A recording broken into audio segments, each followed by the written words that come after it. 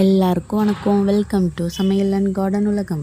இன்றைக்கி water apple தான் பறிக்க போகிறோம். எங்கள் வீட்டில் இருக்கிறத மரத்து நிறைய பழம் தாங்க. மேலெலாம் இருந்துச்சு, எல்லாத்தையும் வவ்வால் அடிச்சுட்டு போயிடுச்சு. கீழே இருக்கிறது தான் நம்ம இன்றைக்கி பறிக்க போகிறோம். கீழே ரெட்டிஷாக இருக்கிறத மட்டும் பறிச்சுட்டு மற்றதெல்லாம் அப்படியே விட போகிறோம். ஏன்னா 2 நாள் கழித்து பறிக்கலாம், அப்போ தான் கரெக்டாக இருக்கும்.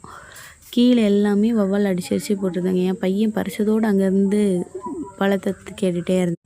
நான் மரத்தில் இருக்கிற அவ்வளோத்தையுமே ரெட்டிஷாக இருக்கிறத, ஓரளவு ரெட்டிஷாக இருந்ததை மட்டும்தான் பறிக்கணும். ஏன்னா க்ரீன் கலர் வந்துட்டு க்ரீன் கலரில் இருக்கிறத லைட்டாக கடுக்கும்.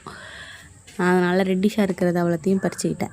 பறித்து கையில் வச்சு பார்த்தா நிற்கலை. அதனால் அவ்வளோத்தையும் கொண்டு கீழே வைக்க போயிட்டேன். கீழே வச்சுட்டு மறுபடியும் வந்து ஒன்று பறித்தேன். எறும்பு எங்கேருந்து மிசிறு வந்துச்சோ தெரில, மேலெல்லாம் மிசிறு கடிக்காது. அதனால் எங்கே இருக்குதுன்னு தேடி பார்த்தா தலைக்கு மேலேயே இருந்திருக்கு மிசிறு கூடு.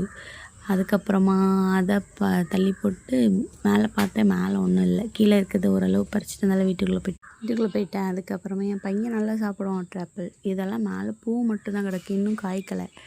காய்ச்சதுக்கப்புறம் இன்னொரு வீடியோ போடலாம். இதுதான் வாட்டர் ஆப்பிளோட பூ. சரி, ஓகே கைஸ், பாய், டாட்டா.